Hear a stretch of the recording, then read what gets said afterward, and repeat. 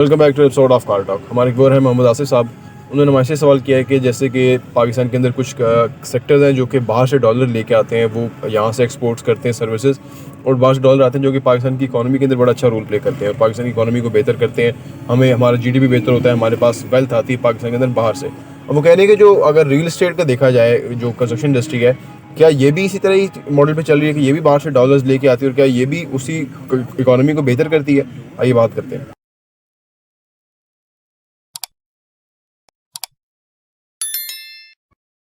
तो बिस्मिल्लाहिर्रहमानिर्रहीम, अस्सलाम वालेकुम रहमतुल्लाहि व बरकातहू। देखिए जी, कंस्ट्रक्शन के अंदर जो मेजर पैसा आता है ना, और जो पिछले सालों में ज़्यादा हुआ था इमरान खान साहब के दौरे हुकूमत के अंदर, तो वो एक तो टैक्स एमनेस्टी थी, पूछा नहीं जाएगा पैसा कहाँ से आया। दूसरा ये था कि फ़िक्स टैक्स रजीम उन्होंने लेके आए थे, और बहुत सारे लोग जो है वो रियल एस्टेट में इन्वेस्ट करने के लिए आ गए थे, क्योंकि उनको एक ही सिटिंग में बैठ के पता था कि ये कॉस्ट है और ये इस तरह बिक जाएगी इतने पे, और ये प्रॉफिटेबिलिटी है। तो लोगों ने काफ़ी पैसे भी कमाया, नए जो बिल्डर्स हैं वो मार्ज वजूद में आए, तो बहुत काम हुआ उस हवाले से। बिल्कुल। और रियल एस्टेट भी स्पेसिफिक कंस्ट्रक्शन के अंदर में, कंस्ट्रक्शन में यार जी, नहीं रियल एस्टेट में भी देखिए, रियल एस्टेट में भी इन्वेस्ट हुआ होगा, लेकिन मेजर पैसा कंस्ट्रक्शन में गया, क्योंकि कंस्ट्रक्शन के प्रोजेक्ट जो है ना वो लोगों को मोटिवेट करते हैं कि वो उसमें पैसा लगाएंगे। क्योंकि पैसा, अगर फर्ज करें आपका पैसा 2 साल कहीं जगह लग जाता है, तो 2 साल में ऑलमोस्ट डबल हो चुका होता है ये, अगर सही जगह पे आपका सही उसमें लगता है। तो उसमें भी बिल्कुल ओवरसीज जो है ना पैसा बेचते हैं, और वो पैसा तो आप ये समझिए कि अगर फ़र्ज़ करें अब पहले साल का 31 अरब डॉलर आ रहा था, अब साल का 22 अरब डॉलर आ रहा है, जो रेशो चल रही है। तो आप सोचिए कि वो जो 22 अरब डॉलर आता है वो लोग खाने पीने के तो नहीं मंगवाते ना। नेचुरली बहुत बड़ा पैसा है जो कि कंस्ट्रक्शन में के प्रोजेक्ट में जाता है, रियल एस्टेट में जाता है। लोग अपने यहाँ ओवरसीज़ पाकिस्तानी यहाँ घर बनाते हैं, अपने रिहाइश इन्वेस्टमेंट करते हैं, क्योंकि उनको पता होता है कि आने वाले 2-4 साल 5 साल के बाद वो वापस आ रहे हैं। तो बेहतर ये है कि वो यहाँ प्लान कर लें, सो दैट कि यहाँ आएँ तो वो वेल स्टैब्लिश हो, या उनकी पैसे भी इनकम आ रही हो और उनको असासों से पैसा आ रहा हो, और उनको प्रेशर ना हो उनके ऊपर ना। और अगर वो एक साथ पैसा लेके आते हैं, आप सोचिए, तो उसके अंदर ये होता है कि एक साथ जो पैसा है ना वो मिसमैनेज हो जाता है, क्योंकि अब वो दौर नहीं है जिस तरह पहले था ना कि आप पैसा लाएंगे तो वो कोई कारोबार करेंगे। अब वो आपका पैसा डिवैल्यू हो जाएगा, क्योंकि जब आपका पैसा डॉलर दिरहम दिनार है जी, उससे जो कन्वर्ट करते हैं ना पाक रुपये में, तो पाक रुपये डिवैल्यू हो रहा है। तो वो हमेशा ही हो रहा है। अब इमरान खान के दौर में भी हुआ, वहाँ 40-45 रुपये हुआ था, यहाँ एकदम 100 रुपये हो गया। तो वो इसलिए बेहतर है कि एहसासों के अंदर पैसा रखें और वो फ़ायदा हो। अब आप यहाँ जो एक रेलेवेंट सवाल है जो कि आम बंदे को समझने की ज़रूरत है, क्योंकि आम बंदे हमें भी लोग कहते हैं जी आप बहुत पढ़े लिखे हैं जी, आप बड़ी अच्छी बातें करते हैं ये, लेकिन ये जो आप कंस्ट्रक्शन रियल एस्टेट की बात करते हैं इसमें तो फ़ायदा नहीं है ना। उन्हें नहीं पता, वो कहते हैं जी आप कोई ऐसा काम करें, इंडस्ट्री हो।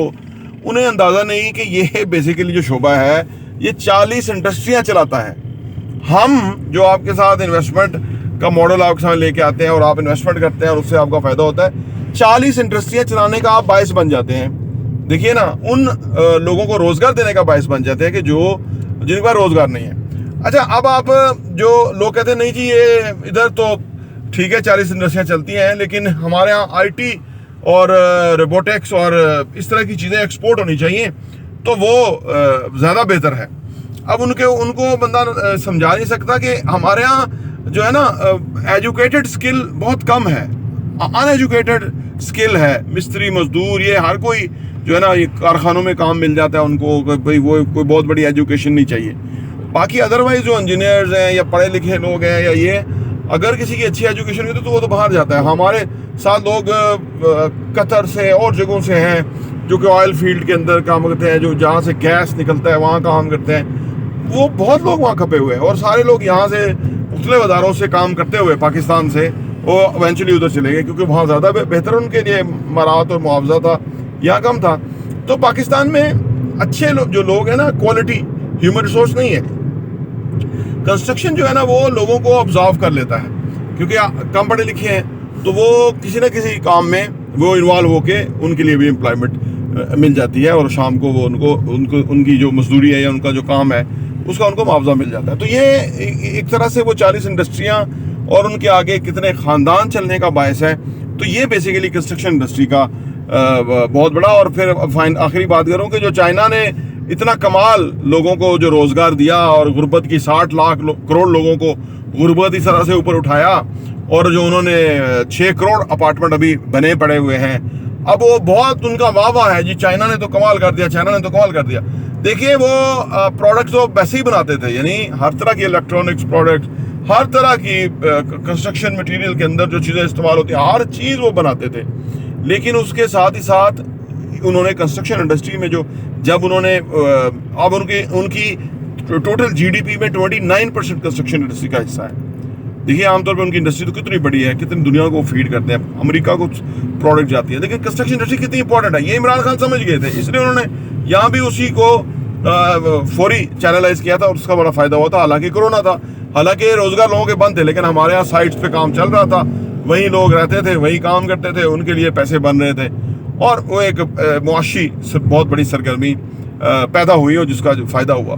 तो अब अगर ये गवर्नमेंट जैसे रोशन डिजिटल अकाउंट में अंदर लोग पैसे भेज रहे थे, उन्होंने मराद भी दी थी, इन्होंने सारी मराद ही बंद कर दी ओवरसीज की, ये तो ओवरसीज के दुश्मन बने हुए ना।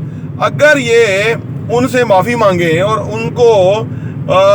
उनको कोई खास मराद दे, उनको वीआईपी सिटीजन ऑफ पाकिस्तान का दर्जा दें, ठीक है ना। आप सरकारी मुलाजमों को तो देते हैं कि जी ये नौकर हैं सरकार के, टैक्स से पैसा लेते हैं, कोई पूछने वाला नहीं इनको, और जहाँ भी जाए अपना कार्ड दिखाएं। वो जो फौज के लोग हैं वो तो टोल टैक्स भी नहीं देते, वो तो हर जगह जो ना अपना नाम दे बताते हैं और निकल जाते हैं। असल में तो ये प्रिविलेज तो ओवरसीज पाकिस्तानियों का होना चाहिए था, ताकि वो आए तो उनको यहाँ पे किस तरह वीआईपी ट्रीटमेंट मिले, उन्हें पता लगे यार हम इस मुल्क के हैं और हमारी इतनी इज्जत है और कदर है।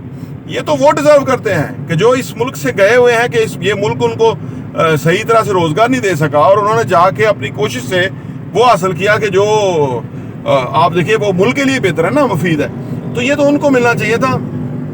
लेकिन अनफॉर्चुनेटली ये लोग उनसे बहुत खौफजदा हैं, क्योंकि वो एजुकेशन रखते हैं, वो एक्सपोजर रखते हैं, वो ईमानदार हैं, वो क्रेडिबल हैं, वो पैसे के साथ हैं, वो इस मुल्क में आके तो सारा कुछ पॉजिटिव कर सकते हैं। तो जो भी करप्ट होगा 2 नंबर होगा वो ओवरसीज से खौफजदा होगा, जो भी 1 नंबर होगा बंदा वो महबूब वतन होगा, वो ओवरसीज की बड़ी कदर करेगा।